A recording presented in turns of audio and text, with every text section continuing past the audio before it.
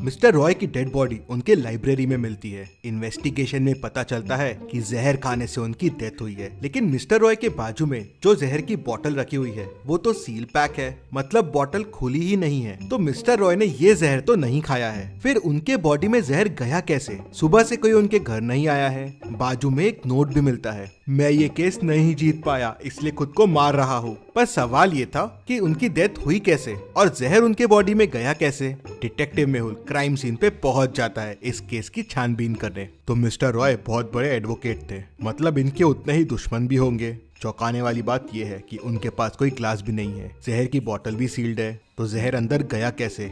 तभी मेहुल को एक क्लू मिलता है। क्या आप इस सीन को देख के बता सकते हैं मेहुल को क्या क्लू मिला होगा? सोचिए और जल्दी से आपका आंसर कमेंट कर दीजिए, चाहिए तो वीडियो को पॉज कर दीजिए।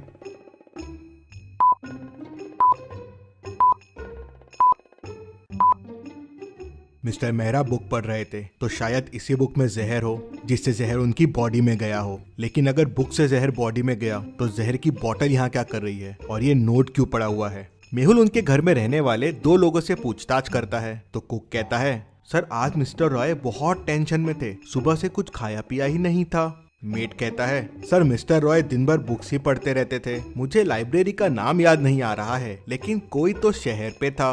क्या आप इन दोनों पिक्चर्स को देख के बता सकते हैं ये कौन सी सिटी का नाम है और उसी से लाइब्रेरी का नाम निकलेगा?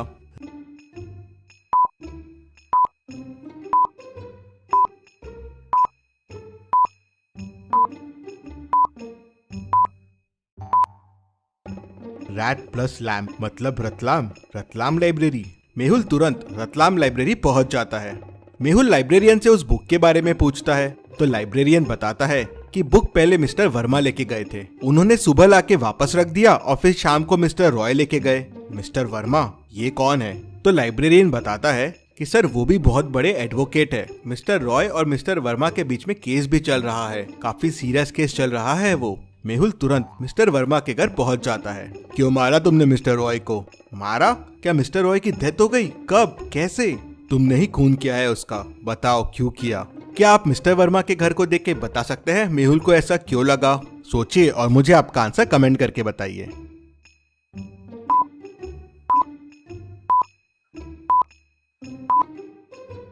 पूरे वॉल पे मिस्टर रॉय के फोटोज हैं और उस पे तुमने इतने सारे डार्ट्स मारे हुए हैं, मतलब वो तुम्हारा दुश्मन होगा। हाँ सर, वो मेरा दुश्मन था। मैं इतना बड़ा वकील हूँ लेकिन आज तक मैं उससे केस नहीं जीता। मैं उससे 10 केस हार चुका था। वो बेईमानी करके लोगों को पैसे खिला के केस जीत जाता था। कई मासूमों को उसके वजह से सजा हुई है सर, लेकिन ये केस मैं उसे जीतने वाला था। पहली बार मैं उसे हराने वाला था। मैं क्यों मारूंगा उसे? हाँ, शायद तुमने उसे नहीं मारा। मेहुल तुरंत समझ जाता है कि मिस्टर रॉय के पास जहर की बोतल क्यों रखी हुई थी। क्या आप वीडियो को पॉज करके सोच सकते हैं?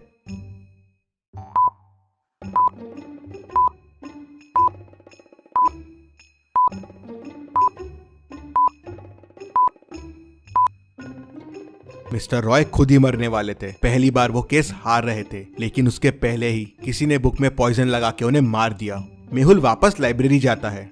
फिर मेहुल लाइब्रेरियन से पूछता है, क्या कोई इस बुक को सुबह से शाम के बीच में लेके गया था? लाइब्रेरियन सोचता है और कहता है, नहीं सर, मैं तो यहीं था, कोई लेके नहीं गया था और वो बुक लास्ट ट्रैक पे रखी है जहाँ कोई नहीं जाता है। हाँ, लाइब्रेरी में किसी ने पढ़ा होगा तो बताना मुश्किल है। मेहुल उस रैक के फिंगरप्रिंट्स चेक करता है तो उसे बस 3 फिंगरप्रिंट्स मिलते हैं। क्या आप इन फिंगरप्रिंट्स को देख के बता सकते हैं ये फिंगरप्रिंट्स किसके हैं?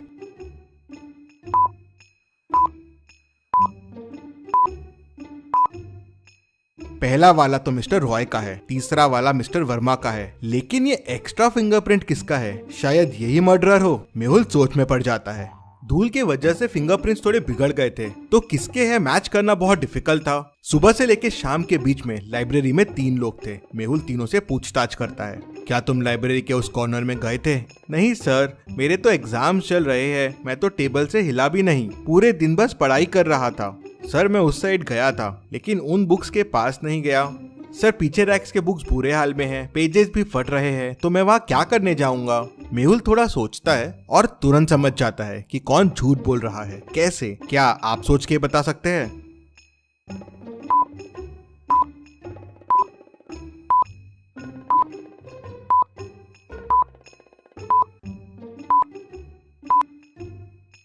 जब तीसरा आदमी वहाँ गया ही नहीं तो उसे कैसे पता है कि बुक्स वहाँ फटे हुए हैं। मेहुल उसे पकड़ लेता है तो वो बताता है कि वो बहुत घबरा गया था, उसने कुछ नहीं किया है। वो मिस्टर रॉय का बहुत बड़ा फैन है और उनके बुक्स और उनके केस पढ़ता रहता है, उसे भी एडवोकेट बनना है। ये सब सुनने के बाद मेहुल का एक पर्सन पे शक बहुत बढ़ जाता है। मेहुल तुरंत मिस्टर रॉय के लास्ट 5 केसेस देखता है जो उन्होंने जीते थे और उनकी लिस्ट निकालता है जो हारे थे। एक नाम पे मेहुल की नजर अटक जाती है। क्या आप देख के बता सकते हैं वो नाम कौन सा हो सकता है?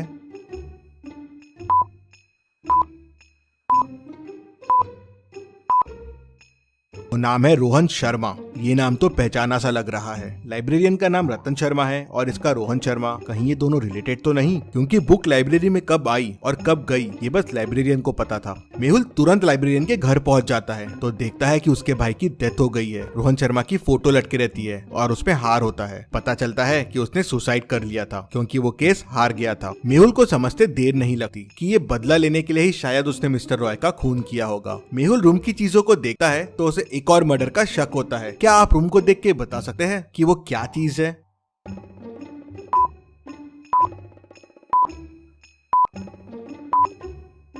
टेबल पे जहर की बोतल रखी हुई है, मतलब शायद लाइब्रेरियन ने वापस ये बोतल यूज की है। मेहुल तुरंत लाइब्रेरी की तरफ दौड़ता है और लाइब्रेरियन को पकड़ लेता है। लाइब्रेरियन मेहुल को नहीं बताता कि उसने किसको मारने की प्लानिंग की है। मेहुल लाइब्रेरी की लिस्ट निकालता है और लास्ट 5 लोग जिन्होंने बुक्स लेके गए उनके नाम देखता है। एक नाम देख मेहुल समझ जाता है कि लाइब्रेरियन का अगला निशाना कौन होगा। क्या आप इन नामों को देख के बता सकते हैं वो नाम क्या होगा? सोचिए और मुझे आपका आंसर कमेंट करके बताएं।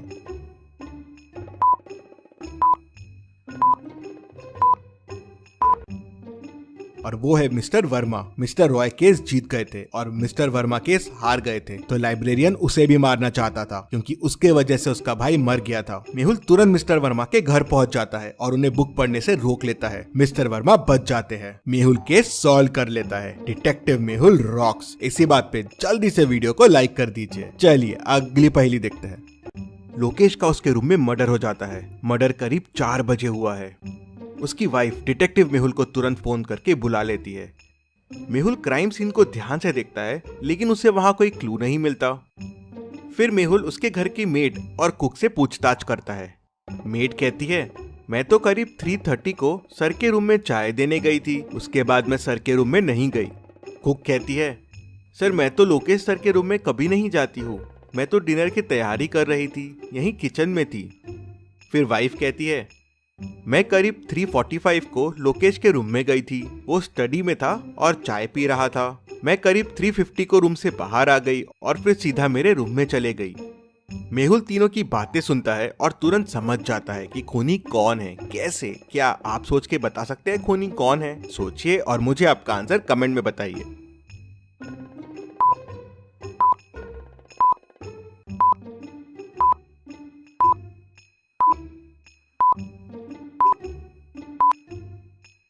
चलिए इसका आंसर देखते हैं।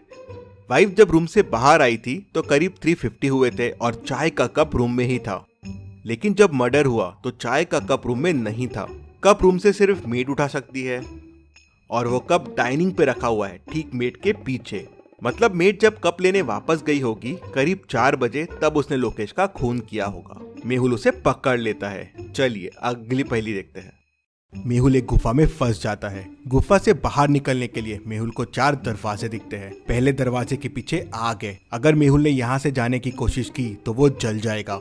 दूसरे दरवाजे के पीछे पानी है जिसमें खूंखार और बड़े क्रोकोडाइल्स है। मेहुल ने अगर यहाँ से जाने की कोशिश की तो क्रोकोडाइल्स उसे कच्चा चबा जाएंगे।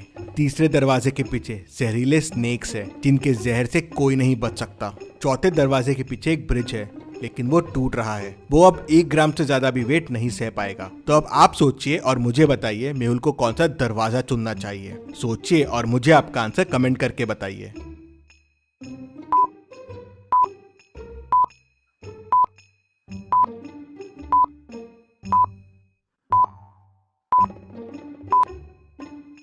चलिए इसका आंसर देखते हैं। अगर आप ध्यान से देखेंगे तो गुफा के कोने में एक बाल्टी पड़ी हुई है। मेहुल दूसरा दरवाजा खोलेगा और बाल्टी लेके अंदर जाएगा। वो बाल्टी में पानी भर के लेके आएगा और पहले दरवाजे की आग बुझाना शुरू कर देगा। धीरे धीरे थोड़ी देर में आग बुझ जाएगी तो मेहुल पहले दरवाजे से निकल पाएगा। तो लॉजिकल आर्मी, ऐसे और मेहुल वीडियोस के लिए चैनल को सब्सक्राइब करके बेल आइकन प्रेस कर दीजिए। Thank you.